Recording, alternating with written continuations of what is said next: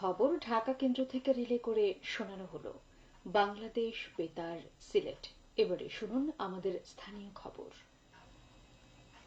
আসসালামু আলাইকুম।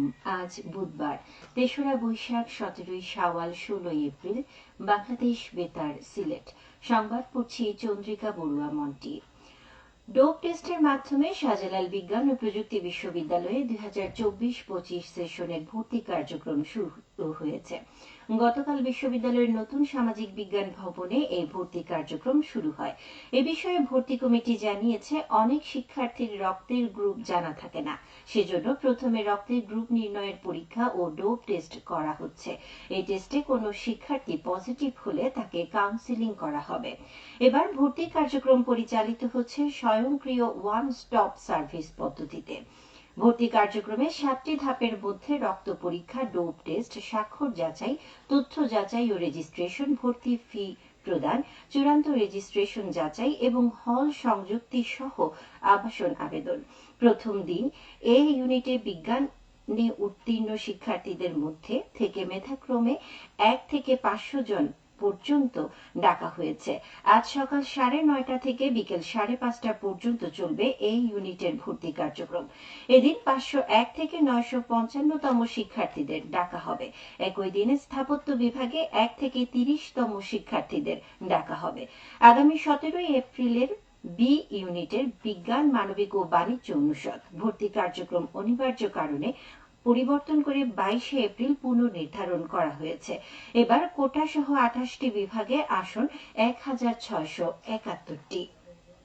আজ বিশ্ব কণ্ঠ দিবস। কণ্ঠ ও কণ্ঠনালীর সমস্যা এবং কণ্ঠকে সুস্থ রাখার উপায় সম্পর্কে জনসচেতনতা তৈরি দিবসটির মূল লক্ষ্য।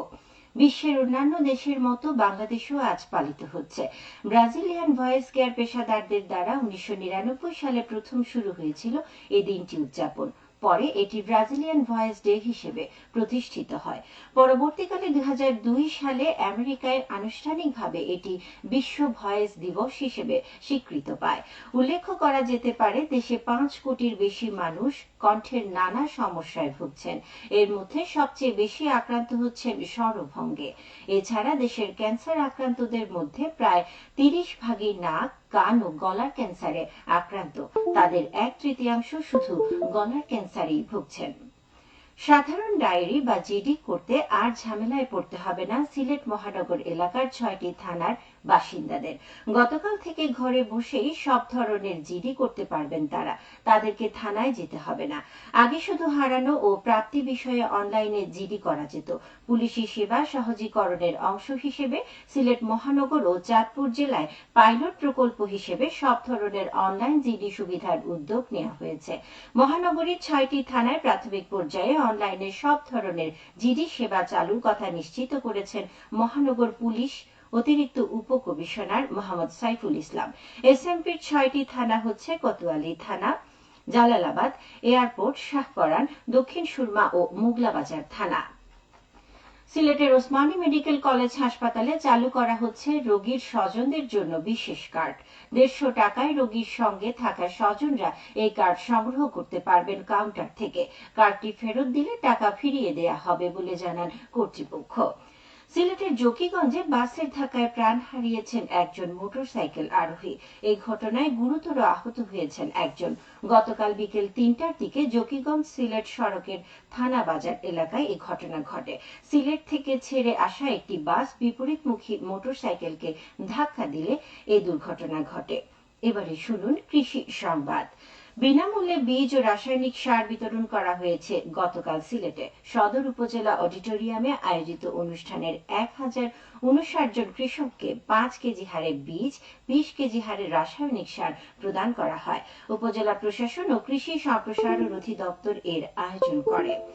খেলার খবর, ক্রিকেট। সিলেটে টেস্ট ম্যাচকে সামনে রেখে সর্বোচ্চ উজাড় করে দিতে প্রস্তুত হচ্ছেন ক্রিকেটাররা। তার উপর স্বাগতিকের তকমা গায়ে নিয়ে মাঠে নামার বাড়তি সুবিধা তো থাকছেই।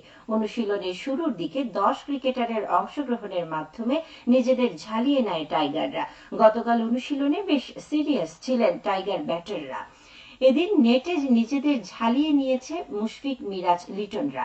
অনুশীলনের 2 সেশনেই ঘাম ঝরিয়েছেন মিস্টার ডিপেন্ডেবল মুশফিকুর রহমান। নেটের নাহিদ, রানা, তাইজুলরা প্রস্তুত সেরেছেন পুরো দমে। এদিকে অভিজ্ঞদের নিয়ে 4 বছর পর পূর্ণ শক্তির দল নিয়ে বাংলাদেশে আসছে জিম্বাবুয়ে। সব শেষ 2020 সালে একমাত্র টেস্ট ম্যাচটি ইনিংসের ব্যবধানে জিতেছিল বাংলাদেশ। এবার 2টি ম্যাচ হবে ঢাকার বাইরে, যার মধ্যে প্রকৃতি কন্যা সিলেটে আগামী 20 তারিখ প্রথম টেস্টে শান্তদের মুখোমুখি হবে দলটি। অনুশীলন শেষে টিম হোটেল ফেরার সময় বেশ উচ্ছ্বসিত দেখা গেছে শান্ত মুমিনুলদের। সব শেষ 4 বছর আগে জিম্বাবুয়ের বিপক্ষে ইনিংস ব্যবধানে জয় পেয়েছিল টাইগাররা। এবারে অনুশীলনের পুরো দলের সিরিয়াসনেস আর বডি ল্যাঙ্গুয়েজ তাই বলছে। তবে 5 দিনের এই যুদ্ধে কে হাসবে শেষ হাসি, শেষটি দেখতে হলে অপেক্ষা করতে হবে শেষ পর্যন্ত।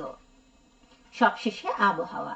আজ বেলা 1টা পর্যন্ত পূর্বাভাসে বলা হয়েছে সিলেট সহ পার্শ্ববর্তী এলাকার জন্য কোনো সতর্কবাণী নেই এবং কোনো সংকেত দেখাতে হবে না। আজ সিলেটে সূর্যোদয় হয়েছে 5টা 30 এবং সূর্য অস্ত যাবে সন্ধ্যে 6টা 15। সংবাদ শেষ হলো।